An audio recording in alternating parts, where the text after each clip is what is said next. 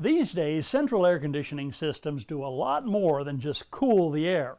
This one from Trane that I installed a couple of years ago also cleans the air electronically and controls humidity year-round.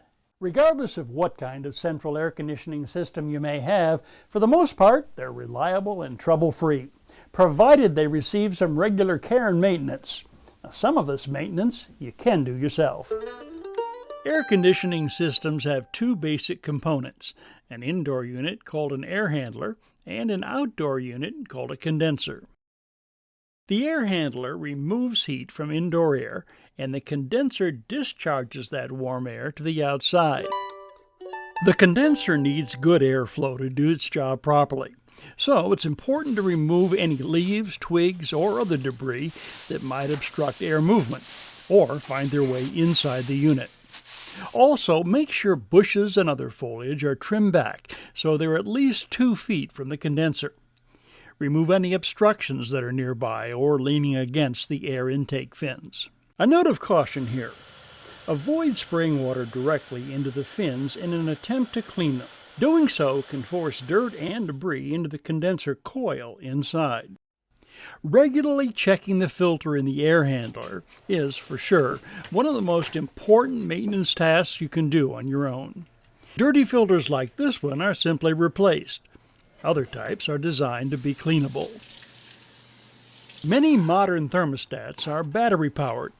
Replace batteries once a year or when the battery indicator light appears on the digital panel. If there is a problem with your central air conditioning system, there are some simple troubleshooting actions you can do yourself. What if your system just won't turn on? First, check your thermostat to make sure the mode switch is set to cool rather than heat. Now, I know this sounds obvious, but professional service technicians report that often they arrive for a home service call to find this switch in the wrong position. Check the breaker panel. Locate the breaker for the air conditioning system, and if it's tripped, reset it. If it trips again right away, don't reset it a second time, since there may be a short in the circuit. Call a qualified electrician or air conditioning specialist to troubleshoot the problem. Sometimes the air conditioning system is running, but the air coming out of the vents is warm rather than cool. What then? This is often caused by restricted airflow. Check the air vents to make sure they are not blocked. Check the air filter. If it's dirty, replace it or clean it. Remove heavy dust and debris by vacuuming, then wash the filter in a sink or by using a garden hose outside. A clogged or dirty air filter is probably the most common reason a central air conditioning system fails to produce cool air. In fact, there are many symptoms that can indicate a clogged air filter. Low flow from an air vent, ice on the refrigerant lines, water in the air conditioner drip pan, and an air conditioner that struggles to meet set temperature. If your central air conditioning system experiences any of these, the first thing to check is your air filter. Air conditioning systems should be professionally inspected, cleaned, and serviced at least once a year.